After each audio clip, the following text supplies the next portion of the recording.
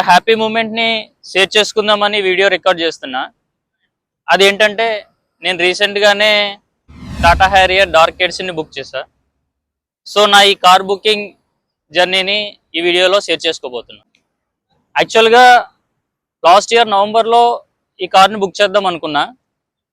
But 2026 జనవరిలో అన్ని companies new మోడల్స్ని launch చేస్తున్నాయని తెలిసి వాటిని కూడా ఒకసారి చెక్ చేద్దామని వెయిట్ చేశా. జనవరిలో Kia Seltos, Tata Sierra, Mahindra XUV 7XO పాటు హ్యారియర్లో కూడా కొన్ని ఎక్స్ట్రా ఫీచర్స్తో న్యూ వేరియంట్ లాంచ్ చేశారు. బట్ ఇది ఓన్లీ పెట్రోల్ ఇంజిన్తోనే లాంచ్ చేశారు. There is no diesel engine. As a diesel engine lover I disappointed a lot. So ఫైనల్గా న్యూ లాంచ్ వెహికల్స్ అన్ని ట్రయల్ చేసిన తర్వాత నాకు Kia Seltos interior and comfort wise నచ్చింది. But safety and road presence విషయంలో I like Harrier only. ఇప్పుడు నా ముందు 3 ఆప్షన్లు ఉన్నాయి. ఒకటి, ఫీచర్ విషయంలో కాంప్రమైజ్ అయ్యి డీజిల్ ఇంజిన్తో ఓల్డ్ వెర్షన్ని బుక్ చేయడం. 2, with all new features petrol engine book చేయడం. 3, కంపెనీ విత్ ఆల్ న్యూ ఫ్యూచర్స్తో డీజిల్ ఇంజిన్ని ఎప్పుడు లాంచ్ చేస్తుందా అని వెయిట్ చేయడం.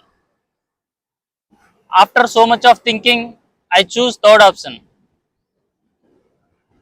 కంపెనీ డీజిల్ ఇంజిన్ వేరియంట్ని ఎప్పుడు లాంచ్ చేస్తుందా అని 4 months నుంచి వెయిట్ చేశా. ఈ 4 months టాటా మోటార్స్ అఫీషియల్ వెబ్సైట్స్ని, సోషల్ మీడియా పేజెస్ని గ్యాప్ లేకుండా ఫాలో అయ్యా. ఫైనల్గా టాటా మోటార్స్ హ్యారియర్ని డీజిల్ ఇంజిన్తో with all new features launch చేసింది. ఈ న్యూస్ నేను ఇన్స్టాగ్రామ్ పోస్ట్ ద్వారా తెలుసుకున్నా. With all new features Tata Harrier diesel engine వేరియంట్లో లాంచ్ అయింది అన్న న్యూస్ తెలిసిన వెంటనే ఇమీడియట్గా లోకల్ డీలర్కి కాల్ చేశారు. సో అప్పటికి వాళ్ళ దగ్గర కూడా ఎటువంటి అప్డేట్ లేదు. After 2 days they send all updates and pricing details.